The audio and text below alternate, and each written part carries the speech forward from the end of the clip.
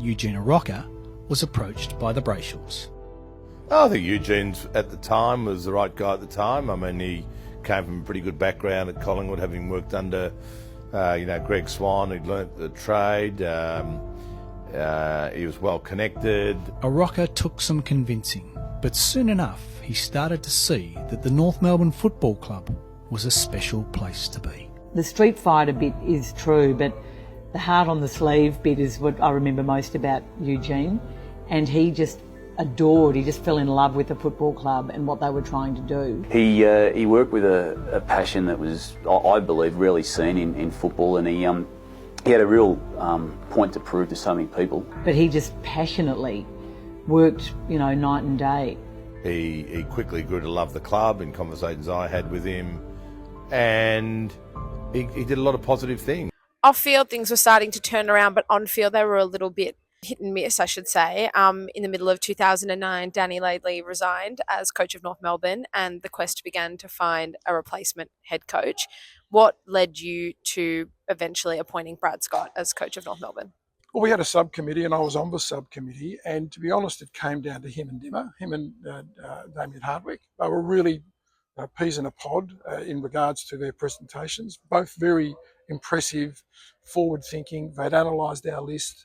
We actually did the interviews at my house, and they brought their laptop and plugged it into my TV, and they did the presentation. Love that. At my house.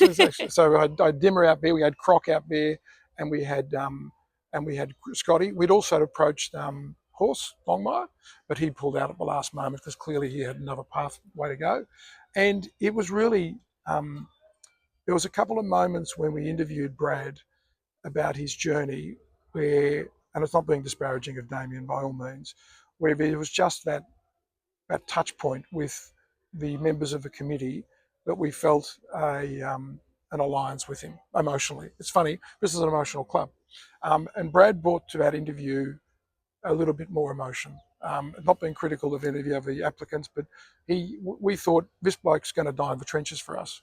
And I can tell you now, and JB may deny it, but Damien was his preferred choice. He wasn't on the subcommittee. It was Mark, myself, Ronnie Joseph, one other person I can't remember, or Donald McDonald for us. I reckon the favourite out and out within the AFL was Damien Hardwick. And I know that James was a big supporter of Damien. So when we went to him and said, this is our recommendation, we're going with Brad Scott, he spent a bit of time with Brad, and then ultimately, because he had to give the imprimatur, and he came back to us and said, yeah, no, he's a ripper. And Brad turned out to be a really important part of our journey over that 10 years. I think from a spokesperson point of view, from a coaching point of view, we had some success in the preliminary finals, didn't quite make the big dance, but he was also a critical get for us. We needed a coach that was young, forward-thinking, believed in the organisation, but also had that enmity, that sort of passion, and he really burned with passion. So that was my assessment of him, and I think everyone else on the committee agreed. Your time at North ended in the middle of 2012. You resigned as CEO in June immediately. No press conference, no nothing, just left. Do you regret not speaking to the members for a final time? It was really a tough time. And, without breaking over the coals, emotionally I was spent. JB had come out to my house and we had a chat, and we'd agreed that it was not appropriate for me to go on anymore. And he offered me the press conference, and underlying my departure was that the relationship with JB had fractured a bit. We'd become a little bit, it had just been a lot of tension in that last few months, probably the last 12 months. And it had been building to the point where whenever there's whenever there's a fracture between the CEO and the chair, there's only one winner. It's the chair. And so I decided it was time for me to move on. And JB graciously said, Huge, do you want to come along and do a press conference? And I said to myself, no, I think it's probably going to give the media an opportunity to have a crack at us both. As it turned out, JB had a really tough media conference. I remember watching it and thinking, shit, I'm glad I didn't do it, because they would have really tried to pit us against each other on the spot. Whereas JB handled it very well. And part of me regretted not being able to say goodbye. Your box was packed, you're out of a joint, That's twice it's happened to me at both Collingwood and North. But, you know, big footy and going to games. I'd never stopped supporting North Melbourne. I was there the next week at Marvel Stadium with my boys watching a game, having members come up and say g'day and, you know, appreciate what you did. That for me was just as valuable. So not having the presser was probably, in retrospect, a good thing, because it would have just given the media an opportunity to play that schism. And that would have been unfair on JB, because he did a lot for the club. And look, you know, we got a bit frayed towards the end because we were just both very passionate. I wasn't the biggest supporter of Tasmania. That was a factor in sort of my frustration. But, you know, I have no regrets about the journey and the way it played out. And this is always going to be a really important part of my career and my journey. And I still support North Melbourne. I'm still a member. My boys are still members. And I love the club. From a member's perspective, which you have been now a supporter for, you know, over a decade since leaving in a formal capacity, what's your favourite memory? Well, it's hard. There are lots of good memories. You know, Boomer's record-breaking game. You know, I didn't expect this question, to be honest. I think one of the favourite memories was I had both boys when I came across to North Melbourne as Collingwood supporters. They'd actually run out with the Collingwood team. James had been out on Anzac Day in front of 100,000 people, 90,000 people. So they were rusted on Collingwood supporters. So when I went across to North, I said to them, look, you don't have to follow. You know, all the rest of my family, my sister's family, all Collingwood. You don't have to follow North. I'm going to follow North. I've closed the chapter on Collingwood. It's like an ex-wife. I've now got a new partner. For them, it was a bit harder because they'd only ever known Collingwood players. They'd grown up with Collingwood players in their house. Funnily enough, Ben, my youngest, quickly converted to North. I don't know why, but he said, yeah, I'm on board, Dad. I'll barrack for North. James, who was the oldest, who was around about 12 to about 15, 14 at the time, 13, he was a bit more reluctant because he had cousins who barracked for I'm getting to the point of the story. And I remember, and I'd bought them jumpers to try and win them over, and James had sort of put the jumper one side. He said, I'm still calling it. But we went to the game, and many people remember this, when Boomer was knocked out against against Footscray, or I call them Western Bulldogs, at Marvel Stadium. He was knocked out in the second quarter, cold, and came back on, and from memory basically won the game for us. This is a bloke who'd been knocked out, concussed. I remember talking to You would my never boys. see that in this day and age. He came back on in, I think it was late in the third or early in the fourth, kicked the goal, and the joint blew up. And I remember looking across to James, and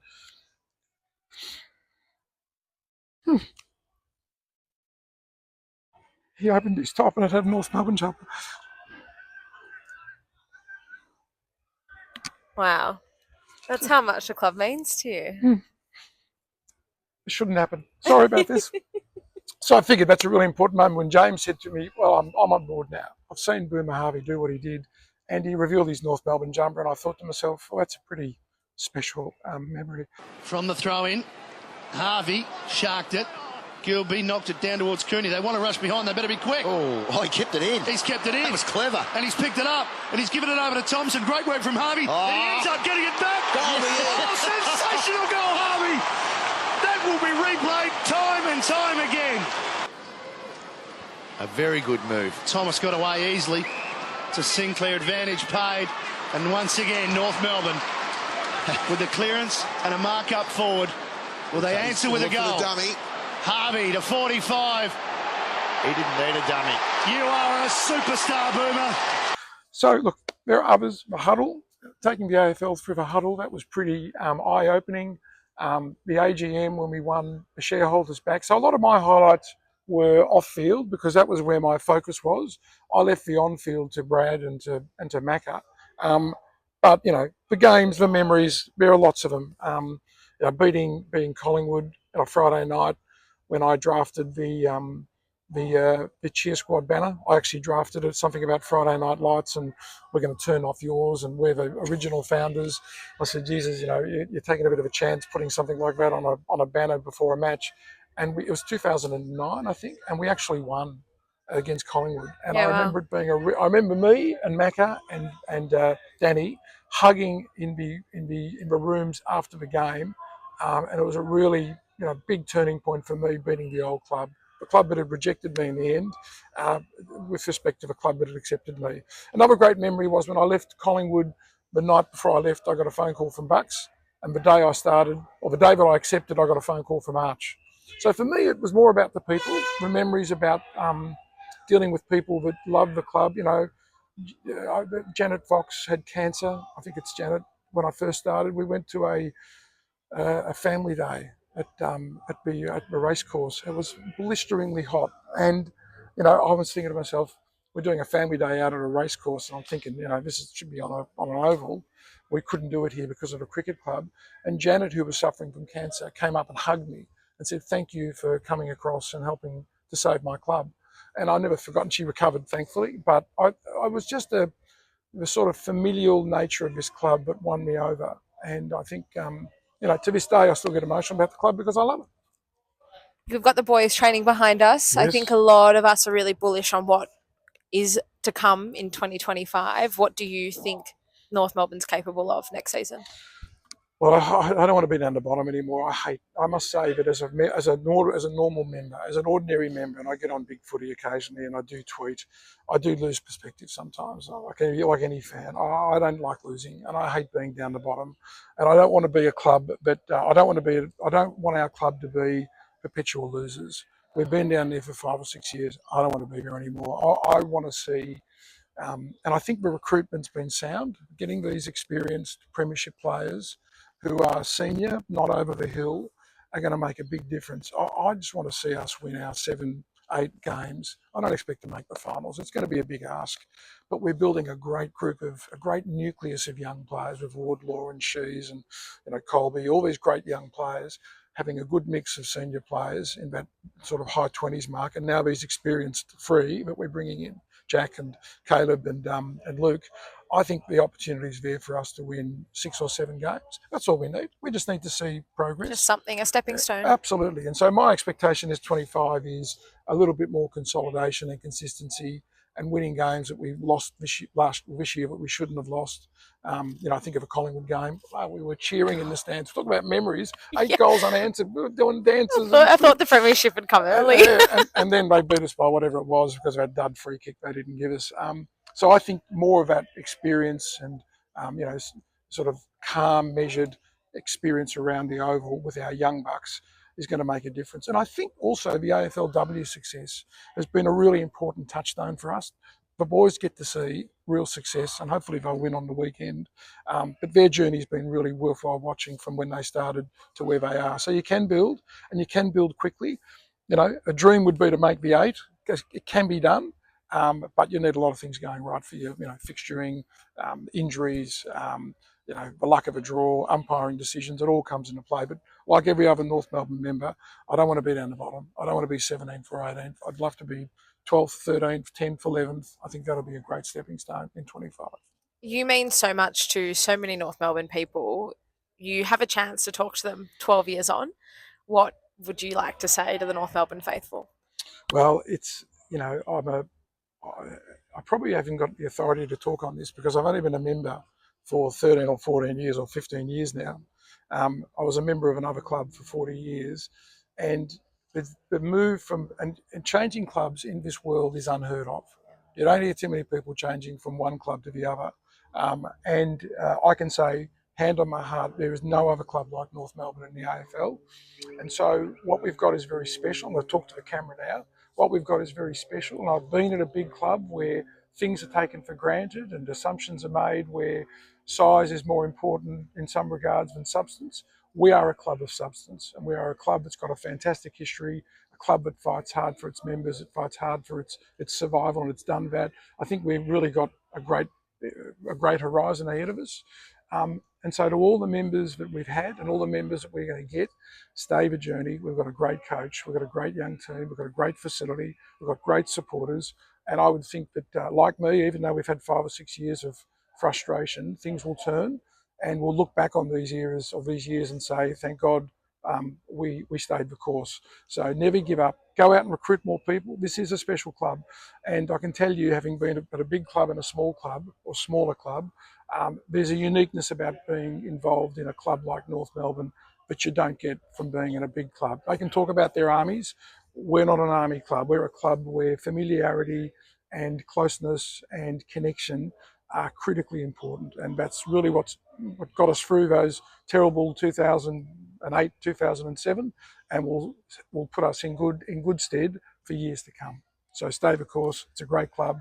I know because I've been at another club, and I can tell you this is a very special club. Thank you so much, Eugene, for everything that you've done for the club in an official and unofficial capacity, and for your time today. I'm so excited to see what next year holds, and hopefully we'll be cheering in the stands together Absolutely. at our 7th or 8th win.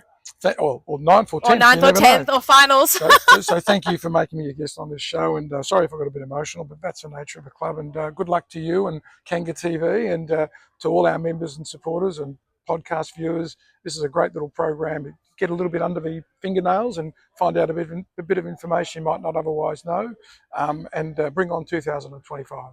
And thank you, Marnie. Thank you.